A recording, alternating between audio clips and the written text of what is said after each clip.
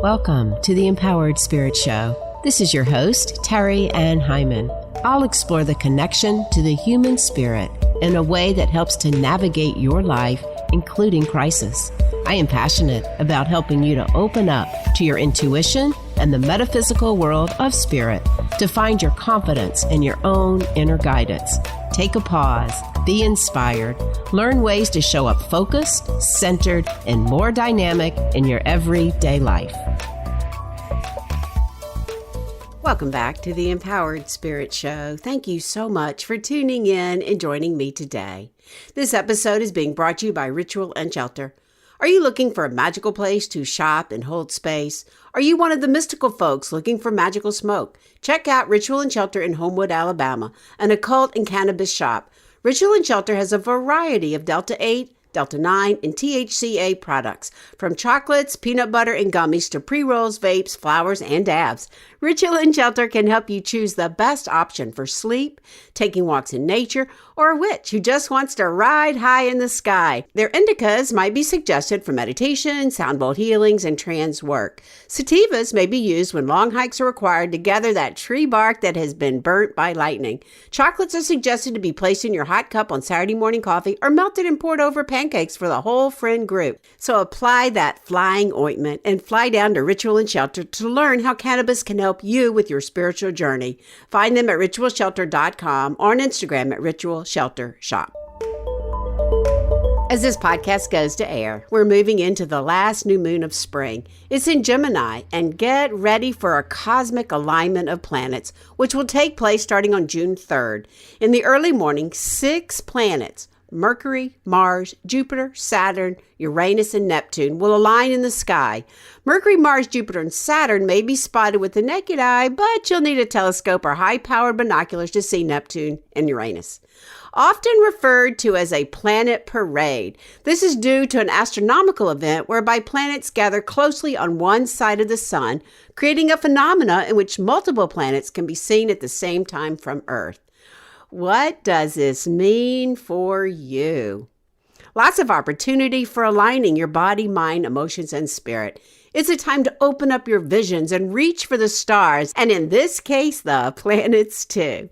The new moon in Gemini can help you to set this energy with intention, to shift your mindset, to believe in the power you hold. Set your intentions big. Need help in living your dreams and your purpose? My Empowered Spirit private mentoring program can help you tune into your soul, your purpose, and where you're caught in the gap. Warning, this work will change your life. It can seriously improve your body, mind, and spirit. Side effects? You may see yourself or others as they really are. You may experience loss of excess baggage, resulting in major life changes. You may become the person you are really meant to be. My Empowered Spirit program can help you upgrade your spiritual path.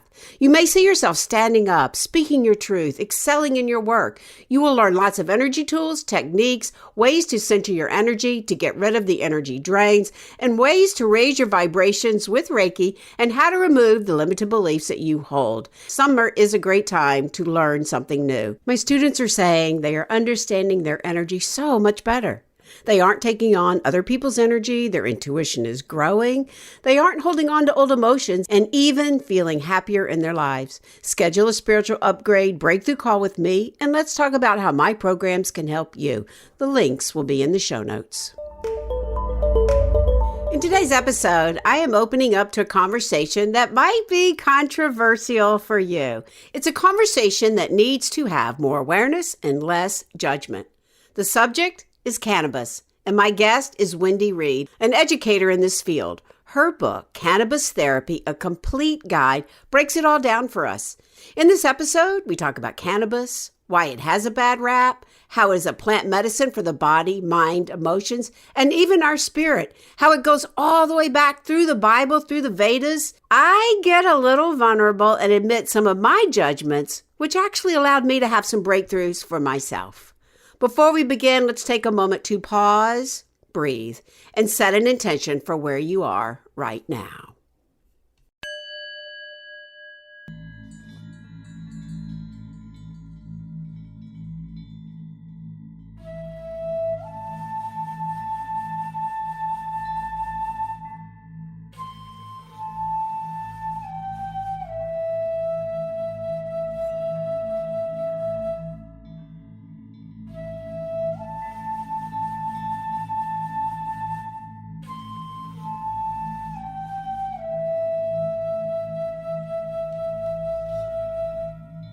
So wherever you are, if you can, close your eyes.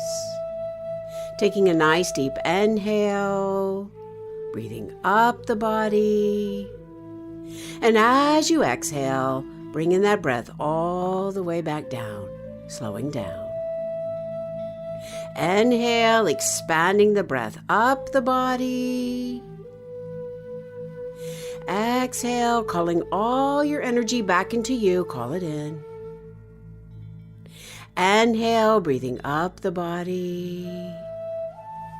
Exhale, aligning your energy, calling in the spiritual body, aligning right on top of the physical, the emotional, the mental bodies, centering. Inhale, expanding the breath up the body. Exhale, dropping right into the heart, right into the deepest part. Right here, that deepest part of your heart, feel that connection, your spirit and the greater spirit, source, creator. Know that you are loved, guided, protected. Feeling all this energy coming in around you. As we take this time to set this energy, calling in the masters, the teachers, the archangels for joy and love, calling in the crystal beings for amusement and magnification, calling in your higher self right on top of the crown, allowing yourself to receive these messages. Taking another deep inhale and exhale, taking a moment, noticing where you are on this great wheel of life. As we come to the close of the spring, we take this time and notice the growth. All the many things we've planted, what is growing, what is not, even the weeds we need to pull. Taking this time in the deepest part of your heart, setting an intention for you to guide you right into the summer. See it and hear it, feel it, know it. And allow the elevated emotions, how you want to feel, to radiate out from your heart, programming the aura, setting the energy. And then taking another deep inhale and exhale all the way down, deep into the earth, grounding, opening your heart. Feel that third eye illuminating. And as you're ready, blinking the eyes back open, coming back.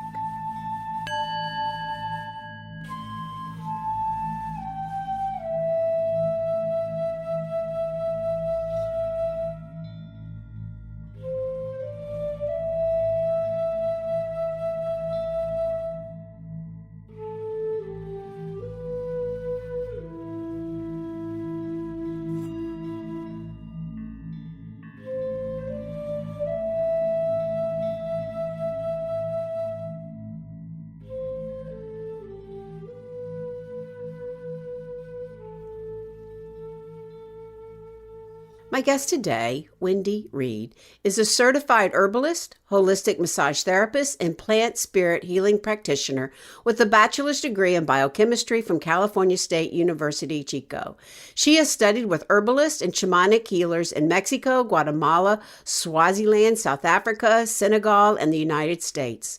Since 2005, she has taught at Motherland Sanctuary and many other herbal schools and symposiums. A spiritual counselor and founding minister of the Caretaker's Garden, she also has a clinical holistic healing family practice. She lives in Northern California.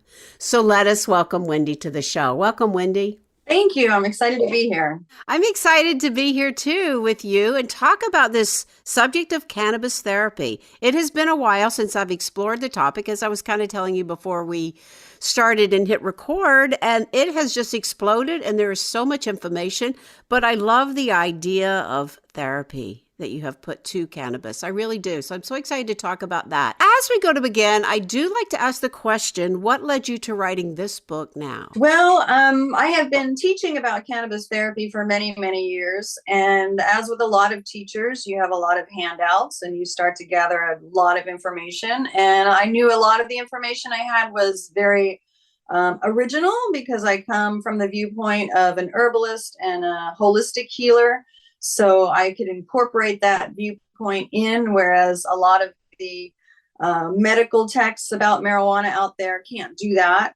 Doctors don't have the freedom to see clients and work with them as I have. So, and I also had a lot of original information about the spiritual uses of cannabis and the fact that it's very much a holistic healer for the mind, body, and spirit.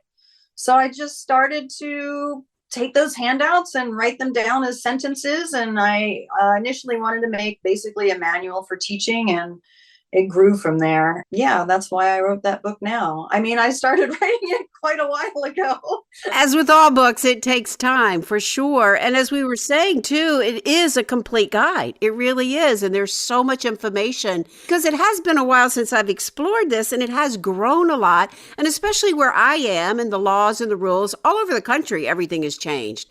But I love the idea of exploring it as a spiritual component and helping us to work with the body, mind, emotions, all of it that cannabis can do. And I don't think many people recognize this. I think sometimes people want to go, oh, it's this, and not recognize there's so much more to it. So let's break that down a little bit. Yeah, it's hard for people to understand because as a plant and as a psychoactive plant, it's been repressed and demonized for so many years.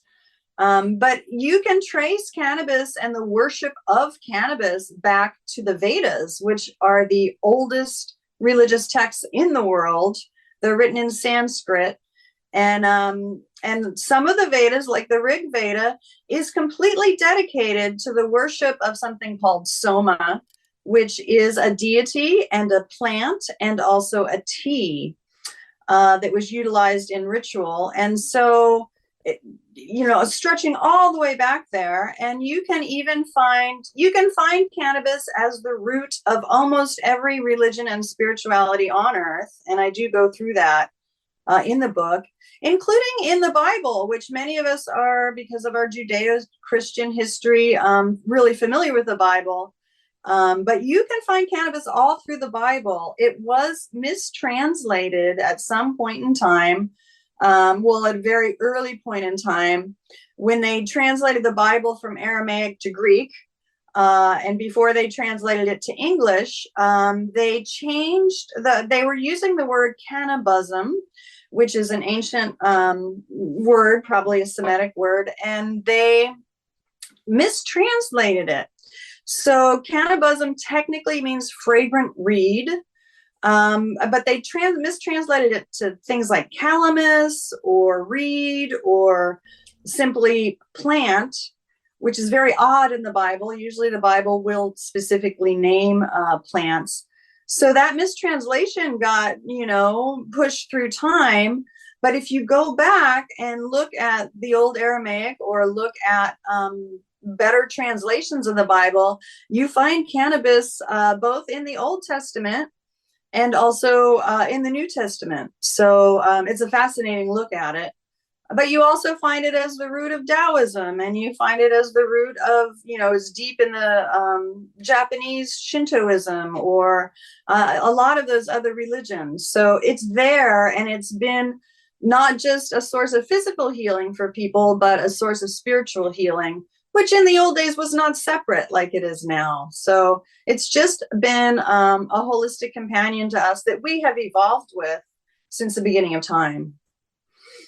Oh, I so agree. And God gave it to us. It's a plant. It's there. It is there. Right? And so, yes. And it's no surprise. And I guess maybe 60s kind of started putting a lot of propaganda out about how bad it was and started wanting to, I think it was more for control, right? It started really changing the way we looked at it. It kind of comes down to a man named Harry Anslinger, and he was in America. He was in charge of prohibition of alcohol.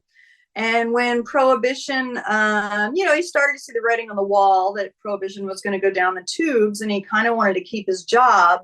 So he was looking around for something else, and he just grabbed cannabis. And it turns out that he was quite racist and quite against Black people and Latinos. And so he, without telling anybody, he just changed the name to marijuana. So so basically doctors at the time, or physicians, or whatever you want to call them at the time, were using a lot of cannabis. And so were veterinary doctors in their, because it's an amazing medicinal herb.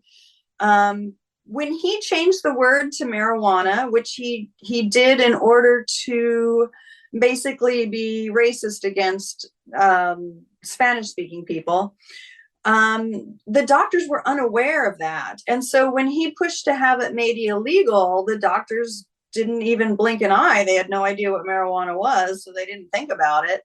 And that's kind of how it all started. And Nixon was involved. And so then it became demonized, and a lot of false information was passed around about how evil it is and how it will make you crazy and murder people, and et cetera, et cetera. So it started there, but it just snowballed out of control. And then America put a lot of pressure on other countries to make it illegal, and pretty soon the whole world is making it illegal. And it's kind of a fascinating look at our society at the time. But that was kind of, and through the eons, it has been demonized in other cultures and at other times, usually because it was kept in the priestly class, or the upper classes of the religious aspects. And when it would start to leak out to the people, they would just demonize it and say, no, we don't want the common people using this. And so that it would get demonized or suppressed in culture history for a little while. But she always pops her head back up again, and she always comes back and says, hey, I'm here for you anytime you want. I mean, she's one of the only plants in the world that we co-evolved with, where her molecules operate our inner endocannabinoid system. So she's just, it's hard to keep a good girl down. I love that because, I was trying to think, well, what did start to bring it back out? What was that, many years ago when we started to talk about CBD, right? I'm not even sure what it was, but like you said, she pops back up. Here we are again. Hello. The world needs us. We need that connection that she offers us for sure. Yeah. So you talked about the cannabinoid system. Let's talk about that for a moment, because we all have a cannabinoid system in us. We do. And it's a fascinating thing. And to understand it, you kind of have to go way back in history, because it's very ancient. So way, way, way back in history, back when there were just single-celled organisms floating around in the great Mother Ocean, they were communicating with each other. Even though they were self-contained and could survive on their own, like us, they needed community. They needed to communicate with each other. So they would kind of send little packets of chemical information out that would float around, and another one would pull that information in, and that's how they talk to each other, probably about like local resources or bad neighborhoods, the usual kind of thing. And after a while, these little single cells, they realized that life was better if they hung out together. So they formed colonies, so that the one inside the colony was, in the inner colony, they were safest from the predators and the viruses and things like that. And the ones on the outer end of the colony, they had the first access to food. But they were still sending these little chemical packets of information back and forth to each other. And those were actually cannabinoids. And so that grew into multi-celled organisms, and that grew into, the animals. And all the animals on the earth today have this endocannabinoid system, and all of our systems continue to communicate with each other through this endocannabinoid system. So we produce these molecules called cannabinoids, and we call them endocannabinoids when they're produced by animals. And we have a full set of receptor systems in every system of our body. And the endocannabinoid system basically modulates, regulates, and controls every system in our bodies. So it's and every system in your dog's body, and every system in the goldfish's body. So it's there, and it's operating, and it's taking care of everything from your neurotransmitters to your hormones to your digestion to your reproduction. There's nothing that it doesn't have its hot little hands on. Fascinating, isn't it? And how all the cells communicate. And Yeah. fascinating how right now in the world, all of us need to communicate because we are all one. And that is one of the teachings that I know that I can learn from it and that others can learn from it as well. Yeah. As in the microcosm, in the macrocosm. Yeah. Right? Yeah, it is. It's so true. It is so true. So now, okay, so now we have the system within us, and then what happens? It starts to break down. We need reinforcement. Why do we need to help this along? Well, sometimes it gets run down like any of our systems because we live in a pretty toxic world and we're not perfect at taking care of ourselves. And so the researchers and the doctors named that cannabinoid deficiency syndrome. So they feel like the whole system becomes deficient in one way or another. And that's why it's so beneficial to substitute phytocannabinoids or plant-made cannabinoids into that system because they operate the same receptors, they operate in the same biochemical way that our own endocannabinoids do. So just like any of our systems, the endocannabinoid system gets run down, and we do have to take care of the endocannabinoid system. And there's a whole list of ways to do that. And it looks a lot like the things we always do to take care of ourselves. So avoiding chemicals, sleeping well, eating right, doing all those basic things, which again are really broken down in the book, to keep our endocannabinoid system fully functioning and in its prime. But even when we do that, we tend to need a little supplement here and there from the plant medicine. Which will ultimately strengthen our own system. Absolutely. Yes, that's what it does. Yeah. That's what it does. As it goes in, it's all about balance. So the whole point of the endocannabinoid system is to keep us in homeostasis, or what we would call balance. And we get out of balance. And when we substitute with a little phytocannabinoids, it brings us back into balance. Yeah. I think that's so important for people to recognize that we do strengthen it. It does bring us back into balance. It's not something that we're going, oh, let me go over here and take this so I don't have to deal with myself. No, it helps us to start communicating with the cells within our body. Yeah. Yeah, outside of the brain, which has the highest concentration of cannabinoid receptors, we find most of those receptors in the immune system, specifically on the B lymphocytes. And so it's just bringing our whole immune system back into balance. It's so protective as well as healing, the plant medicine, that, just keeping a little bit in your system all the time is like taking a multivitamin. I really agree with you. I really do. And I think that the thinking on this is definitely time for shifting that. So let's talk a minute, because your book goes into all of this. Let's talk about mental health. How does this help mental health? The cannabis. Well, so mental health is a big topic. So there's a concept of maintaining mental health, and then there's also the concept of treating mental health disorders. And cannabis is fantastic at both. We can just take a look at the nervous system. So in addition to our central nervous system, we have something called the autonomic nervous system. And that's broken down into the sympathetic nervous system and the parasympathetic nervous system. The sympathetic nervous system has to do with, well, it's engaged when we're preparing for action.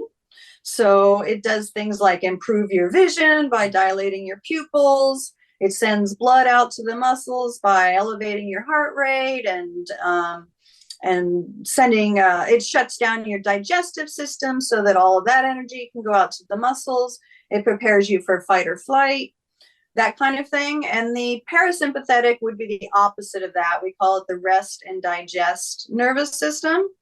And so these two systems can get out of balance. And we see that a lot in our society. Mostly we see people getting stuck in the sympathetic nervous system, the stimulating one or the fight or flight one, especially with our use of stimulants, the coffees and the caffeines, but also lots of trauma or any of those things. Kind of a person can get stuck over there, and they'll have insomnia, they'll have panic attacks, they'll have low appetite, and things like that.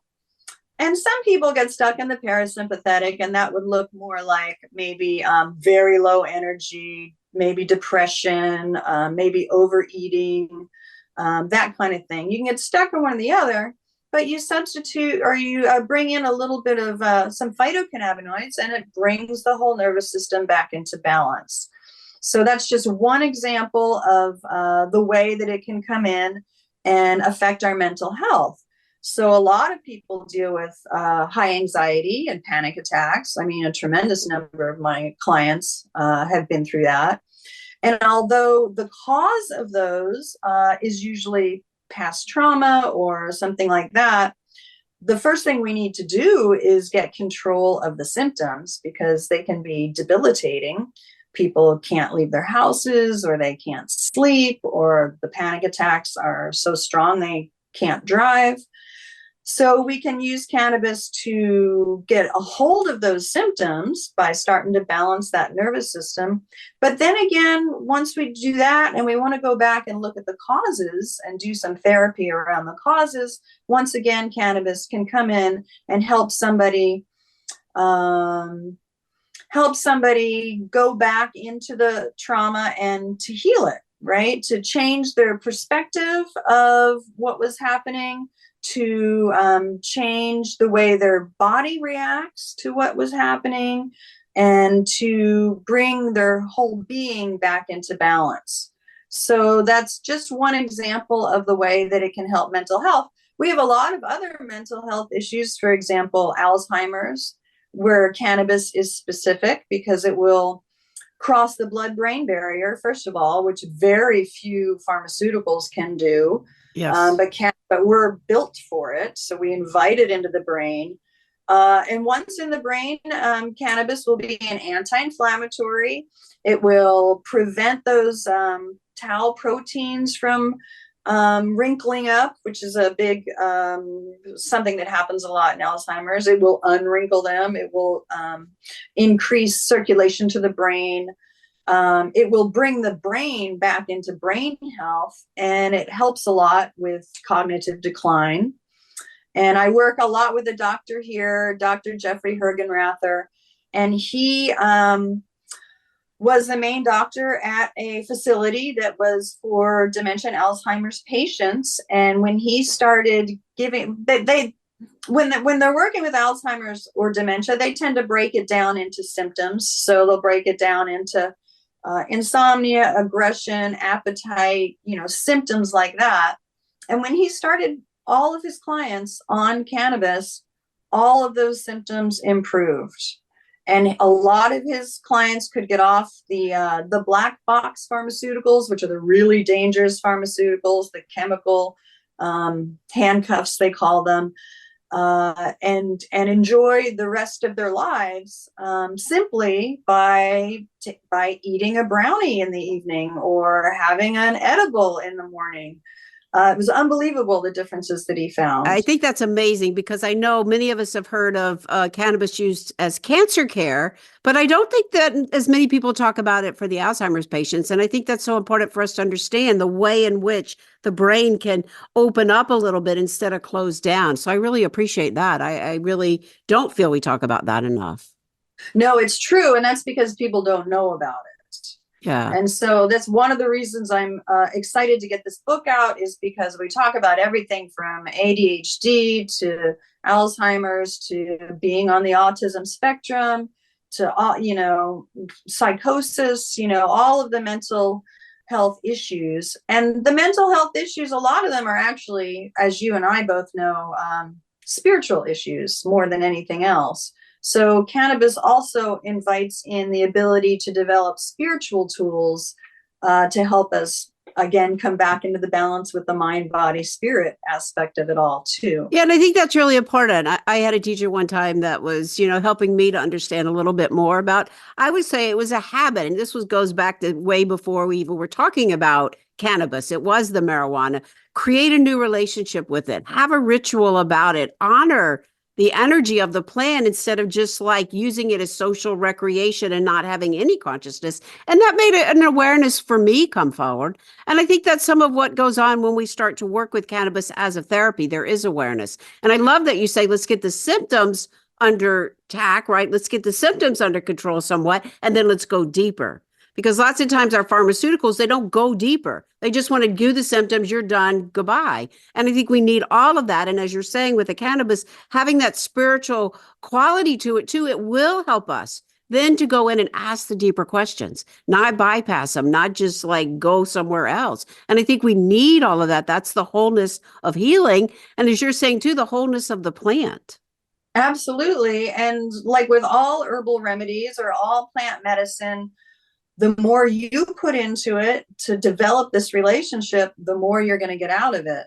And you're never going to get those side effects that you get from the pharmaceuticals, which not only have terrible physical side effects, but like you were saying, will tend to suppress will continue to suppress or suppress even more whatever is causing the issue. So yeah, we definitely need a whole plant medicine that's going to help us address all those issues, not just the symptoms and even not just the mental illness, but also physical that goes with it and the spiritual that goes with that.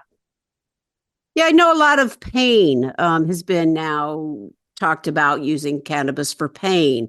And so I think that's another area too that we can look at it to help us without all the side effects of the opiates. I think knowing that you can find one that's going to help you with that, whether it's a sleeping pain, whether it's a physical pain, a back pain, right? I think that's part of what we're needing as well. Yeah, not just that, but cannabis will potentiate whatever opiates you're using. So if you start to use cannabis, you can use less and less opiates and then wean yourself off of them.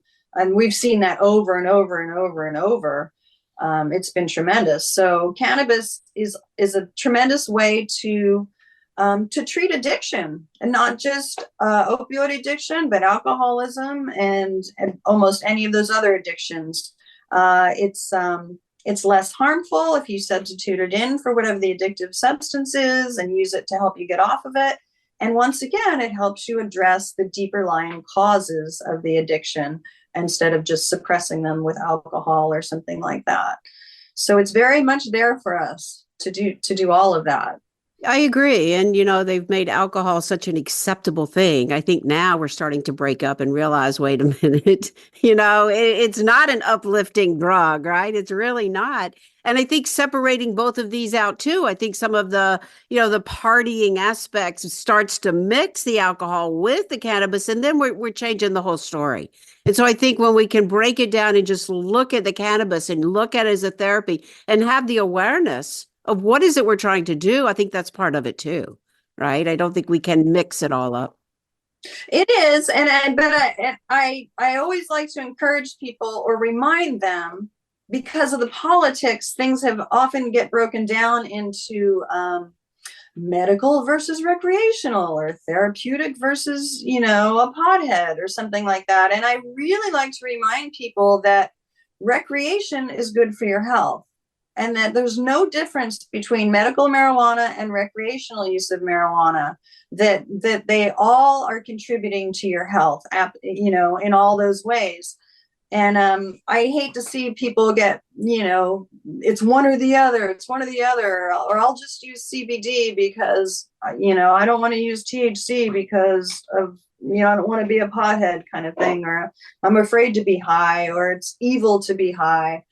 And being high is one of the best things you can do for your mental health. And I go into full description of why and how, in the book, but in general, being high once in a while can provide spiritual connection. It can turn off the monkey mind. It can provide your ability to focus. It can provide your ability to commune with nature, which is extremely important for spiritual health and something that's falling out of our society these days. It can help enhance other activities that are good for you. It can enhance exercise, dancing, hiking, all the yoga. It can enhance meditation. It can enhance and help focus on all of these aspects of being good to yourself and taking care of yourself. So that's recreational, but that's also therapeutic. Well, I just thank you for that, because I know sometimes I can get really serious in my work. Some of it is deep and intense, and sometimes I forget about having fun and having that recreation. So I appreciate that. That opens up the wholeness of it. It opens up the perspective. And I think we need to hear that. Yeah, it's very validating. It's very validating for people that have been, well, I'm going to use the word brainwashed by societal aspects, and even people like ourselves that are intelligent and spiritually oriented and open to herbal medicine. We still have these kind of judgmental tapes way back in there that we grew up with, and so finding those and exposing them to cannabis is kind of a very healing adventure. Yeah, I agree with that. I think it is. And I think it can help open up some of the tight boundaries many of us, and I'll include myself in there, can hold and create judgments when let's just open up. Right. And I think the growth and knowledge that's coming forward now through your book is very vital to where we are right now in society.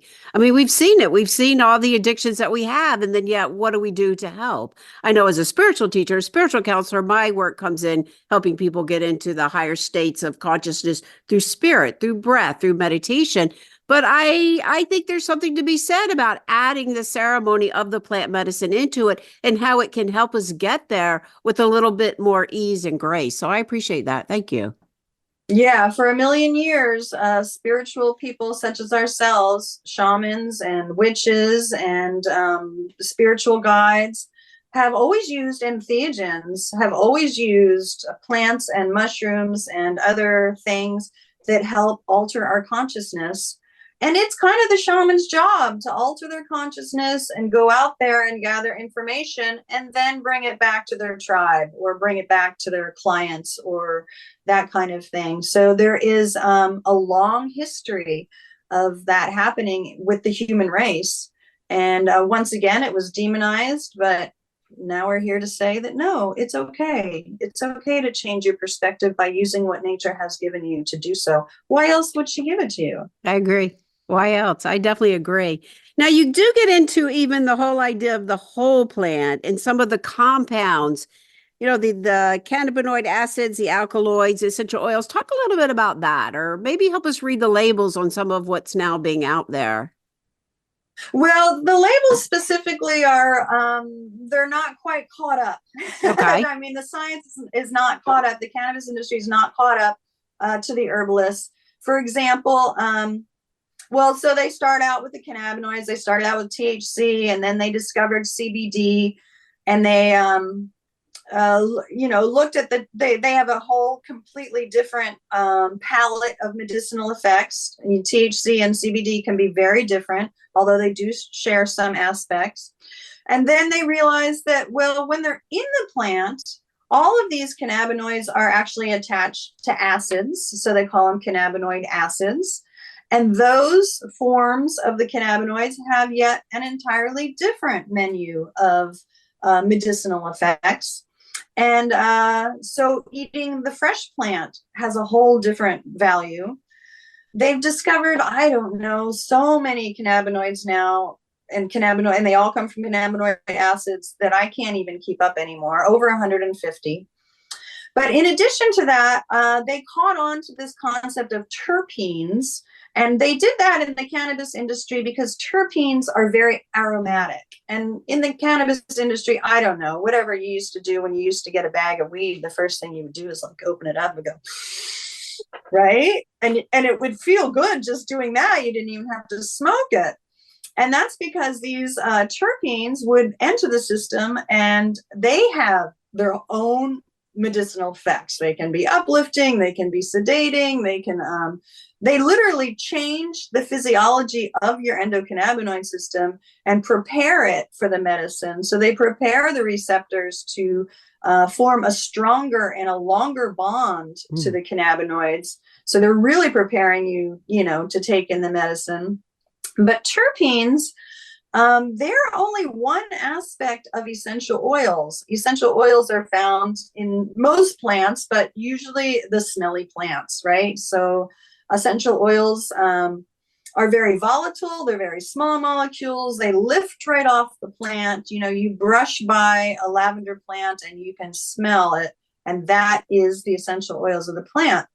The essential oils are extremely medicinal, and terpenes are one compound in essential oil. But what the industry hasn't caught up with is the phenols and all the other compounds within the essential oils that also have their menus of medicinal effects.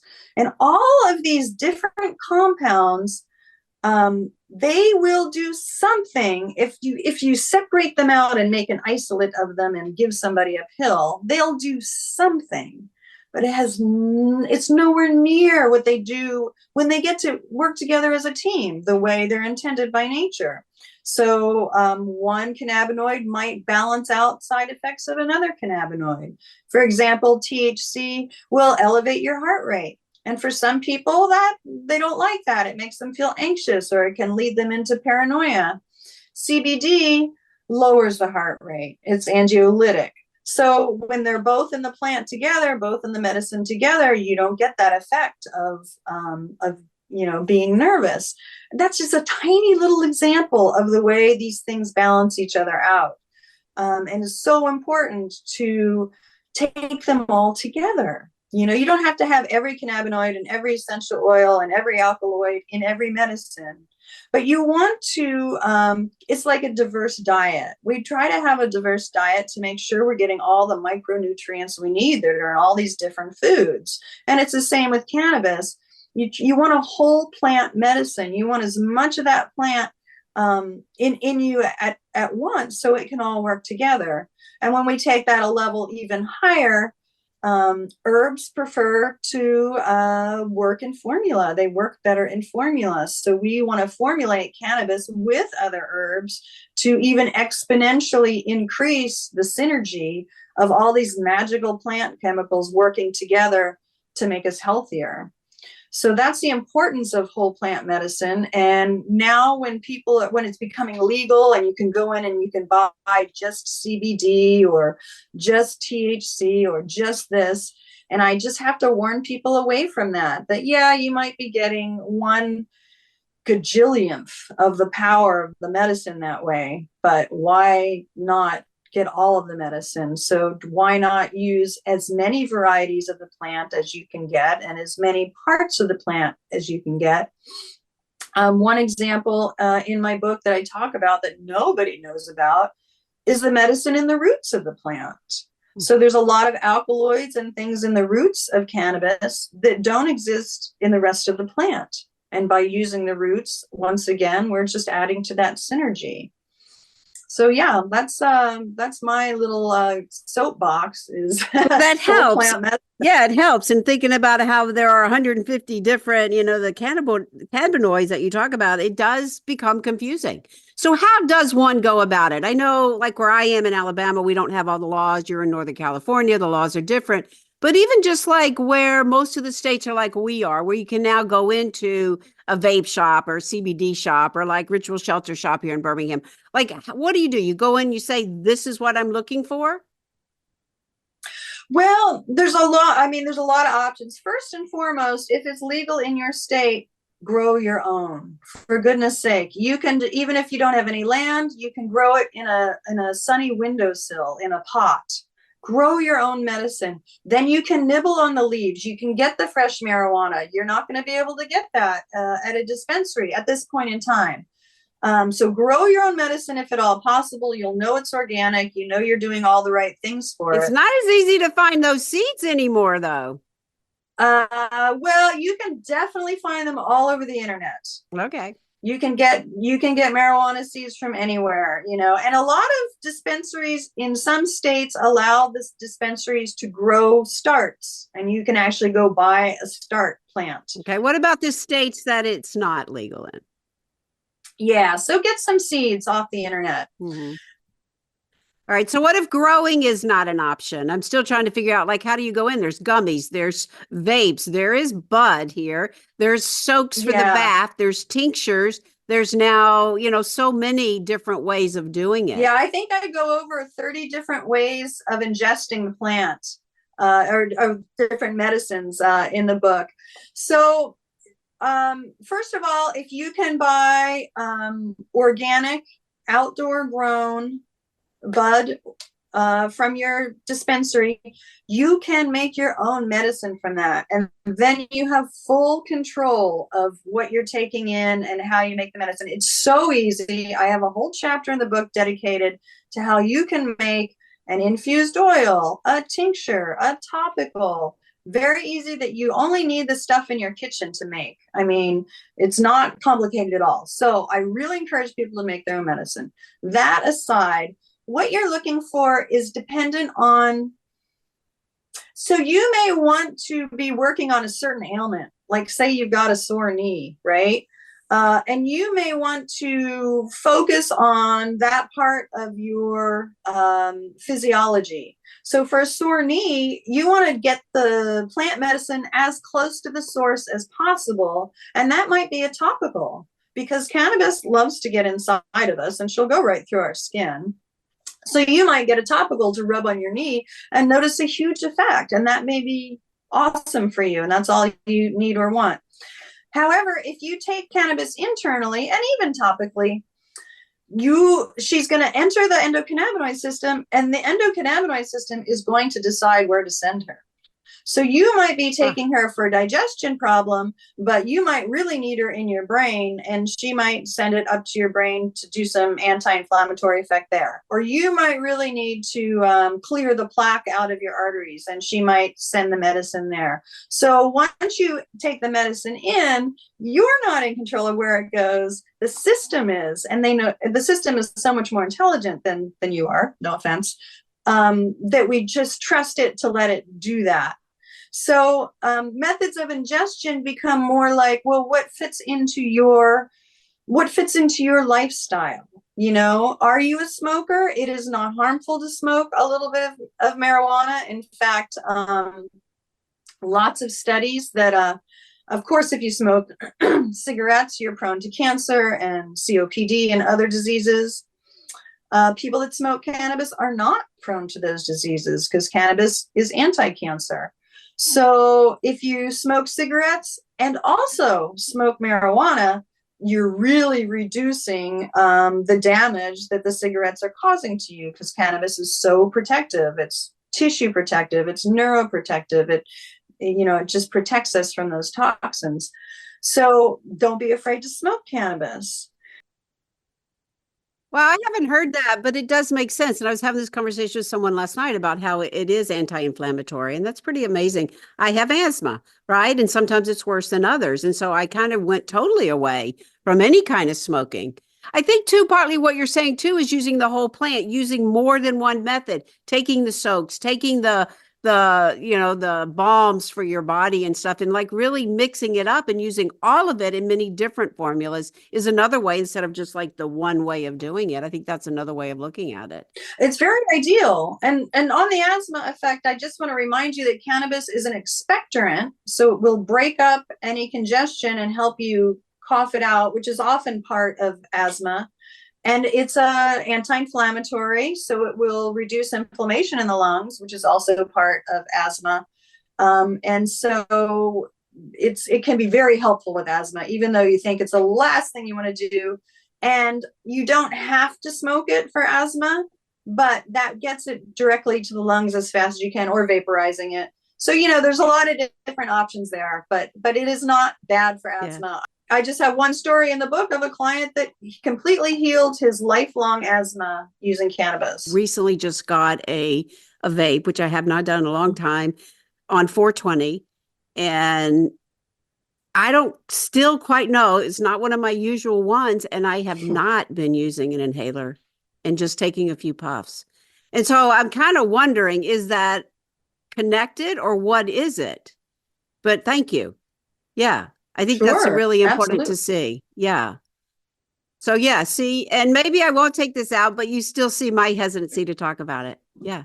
There you go. Yeah. Well, you don't want to talk about yourself on your show. I talk about myself all the time on my show, but I think it's important that I'm saying this right now, that I still have a little bit of a jaded view. Oh, I can't tell anybody. Oh, they're going to judge me. And I think this is exactly what your book is trying to do, break down those barriers.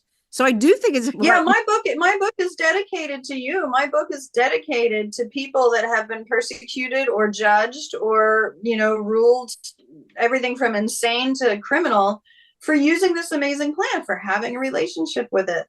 And so, yeah, that's why the book is there. It's there for you to help you change your perspective, I love and that. alter Yeah. your view of yeah. Like one of the things I hear is, oh, but it gives me munchies. How do you counteract that? Well, you counteract it by keeping good, healthy food around, is what you do. So it is an appetite stimulant. And for some people, that's a medicine. If it's not a medicine for you, the other thing that, and it's generally kind of THC that's going to push the munchie factor. It's THC that's the prime appetite stimulant. So you can balance that out with CBD once again. Or the other thing that marijuana does is it helps us forget, which means we're always filtering out all this background stimulus and information so that we can just survive. And one thing we filter out is old memories. So cannabis can help us forget. So for instance, if you're a little bit high and you take a bite of a peach, it can be the most amazing, flavorful experience you've ever had because you've forgotten every other time you've tasted a peach. You've become jaded, you've become used to it, whatever. And all of a sudden, all that's gone. And you're taking a bite out of this fruit, and it's just an amazing experience. So if you have a tendency to the munchies, keep healthy foods around and they will satisfy the munchies because you'll have a whole nother perspective of them. That's funny. Yeah. Well, this has been fascinating. I could go on and talk. You are a world of information. Thank you so much. And I see that your mission is really to bring the knowledge out into the world. Yeah. Yeah, and I'm just asking people a little something special here. The publisher made the book very reasonably priced. So I'm asking everybody to buy two, one for themselves and one to donate to their local library or to their favorite healthcare professional or to anybody they think that needs the information. Because this is one way we're going to be able to spread the information. I mean, I'm not an online person. I don't do the social media. I don't do any of that. But I count on my students and my clients and people like you. And I'm asking you to consider buying that extra book and leave it lying around in your favorite cafe. Just start to get that information out there as much as we can. So that's my little special request. I love that. And I think it is so important. As I've already admitted right here, you've really opened up my perspective even more. And part of it's just like what we were told. And it was a lot of untruths. And I think we are finding out more and more information. And what a great therapy this can be for all of us. So I really love that. And I know if you're in the local area, Ritual+Shelter can get the book for you as well. So tell us about your teaching. How do you teach? Where do you teach? I know what you teach. Yeah. Well, I actually teach healing arts in general. But in the last couple of years, I focused on herbalism, medicine making, and then cannabis therapy. I did develop a program where students can become cannabis therapy consultants. So they learn enough about cannabis that they can help anybody make decisions about coming up with a cannabis therapy plan. So even if they're not healers, they can provide consultations on what kind of medicine to use, how to find good medicine, which methods of ingestion are best for you. And I also make sure that they learn how to make every one of those medicines so they understand the process and can teach their clients how to make the simple medicines that they want. And I also teach them about all the spiritual aspects of the medicine. So they can work with clients from any religious background, from any political background. They can meet them where they are and help them bring cannabis into their spiritual life as well. So that's the Cannabis Therapy Consultant Program. I offered it for years as a weekend workshop program. I'm currently not offering it due to changes in my life and lack of venue, but I will probably be bringing it back next year. So No online.